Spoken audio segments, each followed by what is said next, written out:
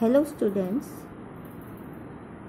आप सभी का बहुत बहुत स्वागत है कि आप बीए सेकेंड ईयर में पहुंच गए हैं। इसके लिए आपको शुभकामनाएं और बधाई। आज का जो समय है इसमें हम सबको नई शुरुआत करनी पड़ रही है। जो लोग कोरोना वायरस की वजह से पूरे विश्व में महामारी के रूप में जो फैली हुई है बीमारी, तो उसमें हम रेगुलर क्लासरूम टीचिंग लर्निंग नहीं कर पा रहे। इसके लिए हमने टेक्नोलॉजी का सहारा लिया है और हम आप लोगों को ऑनलाइन मोड के द्वारा पढ़ा रहे हैं, जिसमें हम मोबाइल व्हाट्सएप ग्रुप का यूज़ कर रहे हैं, यूट्यूब का यूज़ करेंगे और आपको टॉपिक्स जो हैं वो सेकेंड ईयर के करवाए जाएंगे। इसमें सेकेंड ईयर में जो हमारा सिलेबस है वो सिलेबस है, आपका पेपर का नाम जो होगा वो है मानव शरीर क्रिया विज्ञान, जो हमने थर्ड सेमेस्टर में पढ़ना है। ह्यूमन फिजियोलॉजी, हमारा शरीर, हमारे शरीर की बनावट और हमारा शरीर किस तरह से कार्य करता है, इसके बारे में हमने पढ़ना है। और ये टॉपिक आप लोगों ने शायद 9th 10th में भी पढ़ा होगा। काफ़ी टॉपिक्स वही हैं। इसके साथ ही 4th सेमेस्टर में हमने क्लोथिंग एंड टेक्सटाइल्स के बारे में पढ़ना है। अभी हम 3rd सेमेस्टर की ही बात करते हैं। इसमें भी हमारा 40 नंबर का थ्योरी का पेपर होगा, 10 नंबर की असेसमेंट होगी और हमारा 50 नंबर का प्रैक्टिकल 3rd सेमेस्टर का, 50 नंबर का प्रैक्टिकल 4th सेमेस्टर का होता है। प्रैक्टिकल जो है, इसमें सेकेंड ईयर में जो हमारा प्रैक्टिकल होता है वो सिलाई और कढ़ाई से संबंधित होता है। ठीक है, क्लोथिंग टेक्सटाइल से संबंधित हमारा प्रैक्टिकल होता है। और हमने अब जो ह्यूमन फिजियोलॉजी में हमारे सिलेबस को 2 भागों में बांटा गया है, 2 यूनिट्स में बांटा गया है। सबसे पहली यूनिट जो है हमारी, उसमें हमारी कोशिका, जंतु कोशिका के बारे में हमने पढ़ना है। जंतु कोशिका की संरचना, बनावट, स्ट्रक्चर कैसा है और उसके कार्य, फंक्शंस, कैसे वो काम करती है। उसके बाद जंतु कोशिका का विभाजन, ये हमने पढ़ना है। जंतु कोशिका का विभाजन 2 तरीक़ों से होता है, माइटोसिस और मियोसिस, और उन दोनों में क्या अंतर है ये हम इसमें पढ़ेंगे। उसके बाद सेकंड टॉपिक आता है हमारा ह्यूमन स्केलेटन, कंकाल तंत्र, जिसमें हमारे शरीर की हड्डियों और जोड़ों के बारे में, बोन्स एंड जॉइंट्स के बारे में हम पढ़ेंगे। ये हमारा सेकंड चैप्टर है। 3rd चैप्टर हमारा है डाइजेस्टिव सिस्टम, पाचन संस्थान। हम भोजन को कैसे पचाते हैं, हमारे शरीर में डाइजेस्टिव सिस्टम है, उसमें कौन कौन से अंग हैं, भोजन नली के विभिन्न अंगों के बारे में, भोजन पचाने वाले विभिन्न पाचक रसों के बारे में, और उन रसों में कौन से एंजाइम होते हैं जो भोजन को पचाने में मदद करते हैं। हमारे शरीर में भोजन का पाचन होने के बाद, डाइजेशन होने के बाद उसका एब्जॉर्प्शन होता है, उसको रक्त में मिलाया जाता है और फिर हमारा शरीर उस पचे हुए भोजन का उपयोग करता है।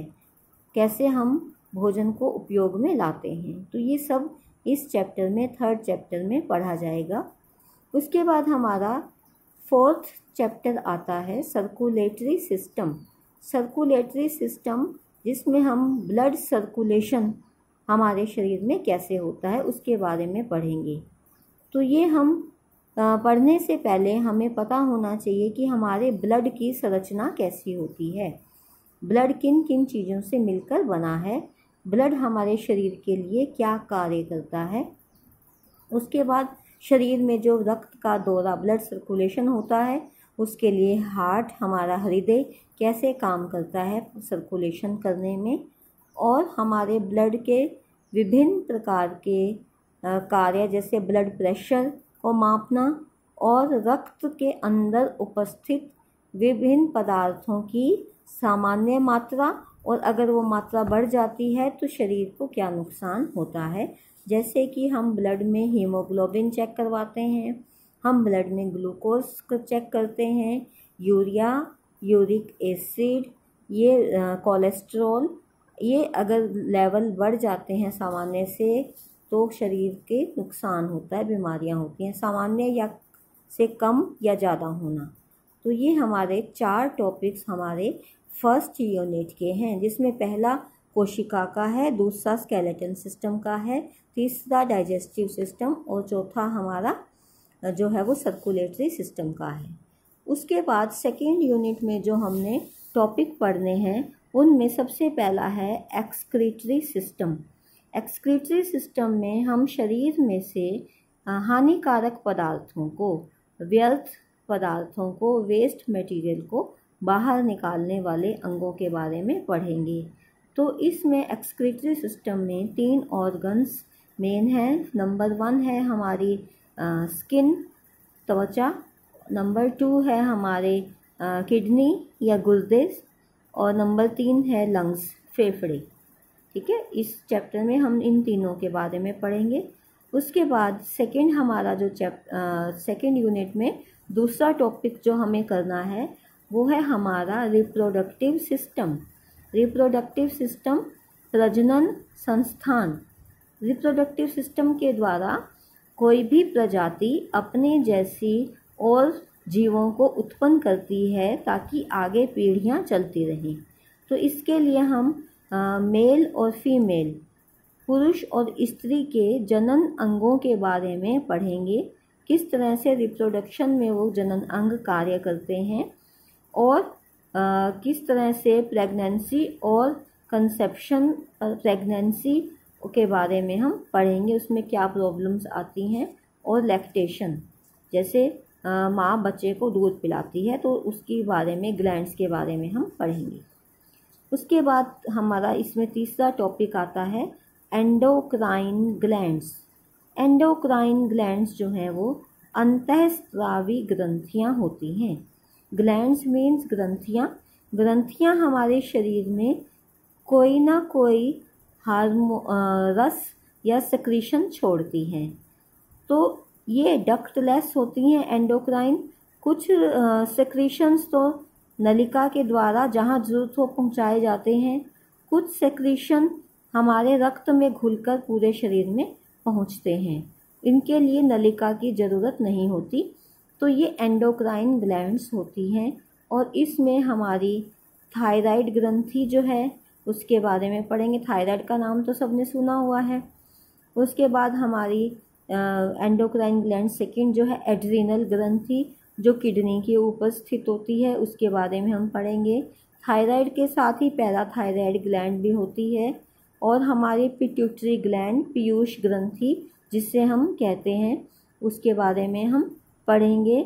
आइलेट्स ऑफ लैंगरहैंस, जो पैनक्रियाज के अंदर ये कोशिकाएं होती हैं जो इंसुलिन हार्मोन बनाती हैं, जो हमारे ब्लड शुगर को कंट्रोल करता है, तो इसके बारे में भी हम इसमें पढ़ेंगे। ठीक है, तो इन सब ग्रंथियों के बाद हमारा नेक्स्ट आता है लास्ट टॉपिक हमारा नर्वस सिस्टम। नर्वस सिस्टम हमारा तंत्रिका तंत्र। जैसे किसी भी देश को चलाने के लिए शासक की आवश्यकता पड़ती है। हमारे शहर में जो है वो डीसी साहब होते हैं, वो पूरा कंट्रोल करते हैं। तो हमारे शरीर को चलाने के लिए एक हमारा नर्वस सिस्टम होता है, जिसमें वो हमारे शरीर को विभिन्न कार्यों को करने के लिए आदेश देता है।